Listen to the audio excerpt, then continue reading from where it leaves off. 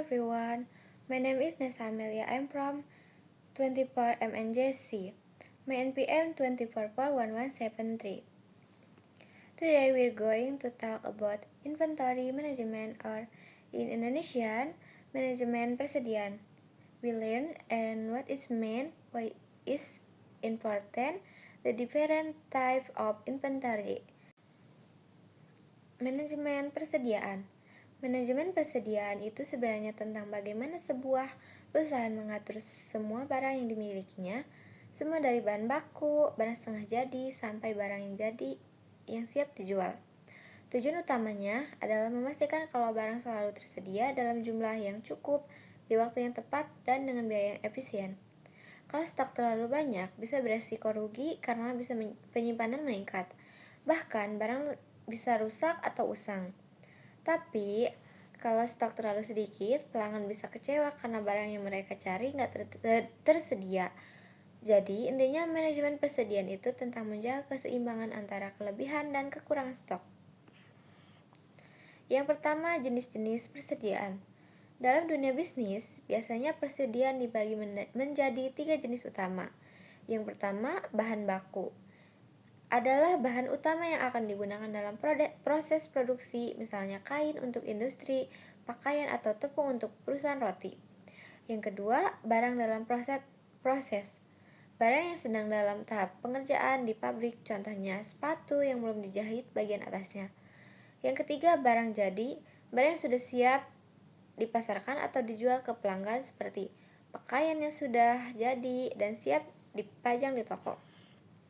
Jenis-jenis ini membantu perusahaan tahu di tahap mana barangnya berada dan bagaimana cara mengatur alurnya supaya efisien. Yang kedua, tujuan manajemen persediaan.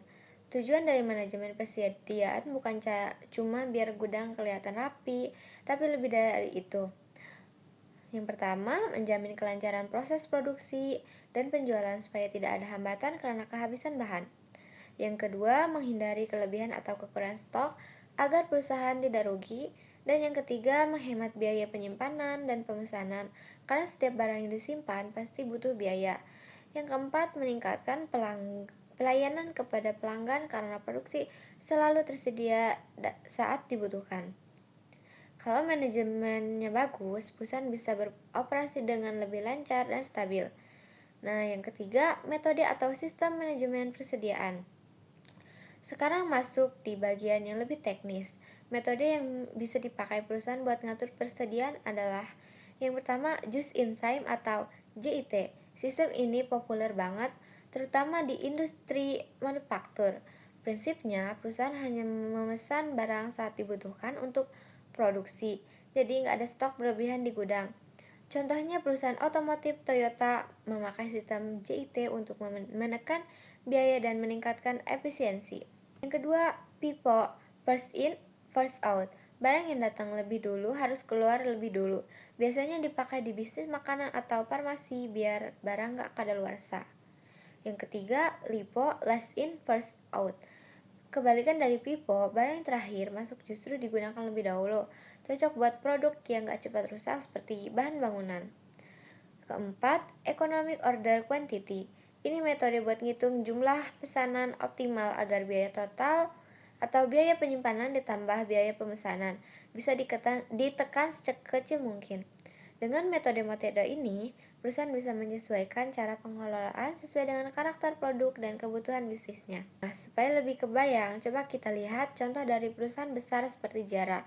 Zara menggunakan sistem just in time untuk produksi pakaian.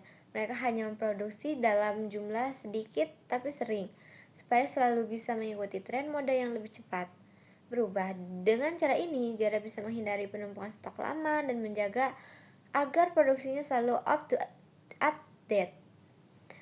Strategi ini juga bikin mereka lebih fleksibel dan cepat beradaptasi terhadap permintaan pasar.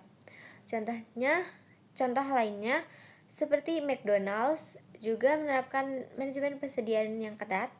Mereka harus memastikan bahan makanan selalu segar, tapi juga nggak boleh berlebihan karena bisa menambah biaya dan menyebabkan pemborosan. Nah, jadi kesimpulannya, dari semua penjelasan tadi bisa disimpulkan bahwa Manajemen persediaan adalah salah satu faktor kunci dalam kesuksesan sebuah perusahaan. Dengan pengelolaan stok yang baik, perusahaan bisa menekan biaya, meningkatkan efisiensi, dan memberikan pelayanan yang lebih baik kepada pelanggan. Manajemen persediaan yang buruk bisa menyebabkan kerugian besar, tapi manajemen yang baik bisa membantu perusahaan tumbuh dengan stabil. Jadi, meskipun kelihatannya sepele, pengaturan stok salah satu elemen strategis dalam dunia bisnis modern. So, that's all about inventory management. As you can see, it's not just about storing product in a warehouse. It's about strategy, timing, and efficiency.